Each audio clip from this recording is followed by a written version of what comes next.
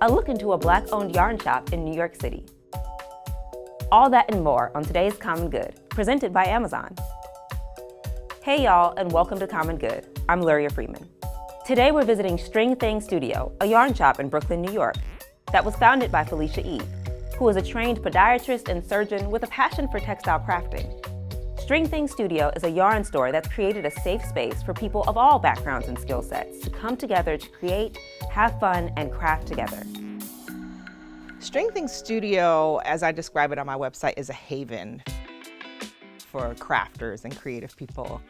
The way that it started, it was a refuge for me. Like, I was in mourning, grieving because I had lost my mom in the previous 2 years, and I really wanted to create a space where people could come and hang out and feel comfortable to be there. It's an extension of my home. It's an extension of my kitchen, which is where the party always is.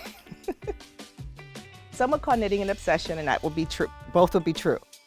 I practiced podiatry for 10 years. I was a surgeon.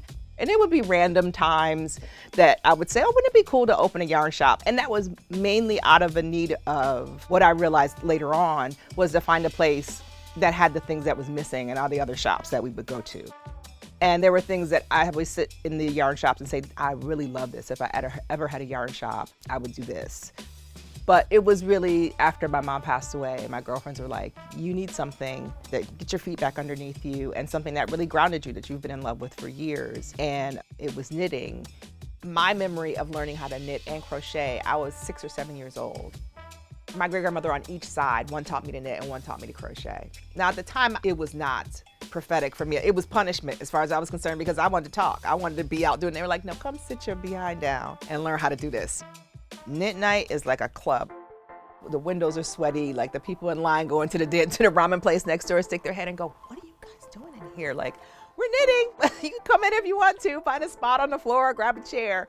It is a family that we have built. Like, people check on each other. If we don't hear from somebody after a while, we call them. You know, I have a couple yarn shop moms I call, you know, like 2 women who from the very first time I opened, she calls herself the motivator. I won't say her name, but she calls herself the motivator. She says, well, I'm invested in this shop because you're very close to my house. It's so much easier to get here than anywhere else. She says, so you can't close. We're just gonna make sure that that doesn't happen. Being the only Black-owned yarn shop owner in New York City has been an adventure, both good and bad. Initially when I opened, all of my employees for the most part have not been women of color, and customers would come in and assume that they were the owner of the shop. And so we used to call them the uh-oh moments. Like, they would say to my employee, oh my God, you have such a beautiful shop. And she would go, oh, well, actually it's Felicia's shop. We got past a lot of that. But there was always the businesses, the other female-owned businesses, other Black-owned businesses who would be like, excellent, like that is really cool, and refer people to us and things like that, just out of pure solidarity. I just wish it wasn't such a novelty to be a Black person and own a yarn shop, because it feels like I'm a unicorn. And in many aspects I am, but should it be? Like, we got a Black president, you know, we got all this shouldn't be that big a deal.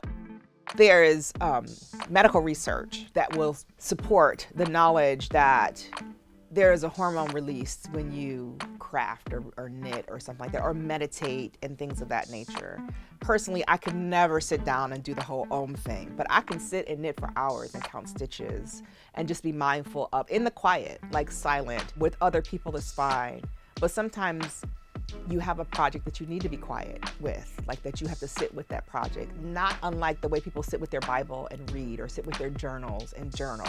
It is that type of way that you connect with something that just makes you be quiet and still, because this world doesn't know how to do that. Knitting was that for me, became that for me.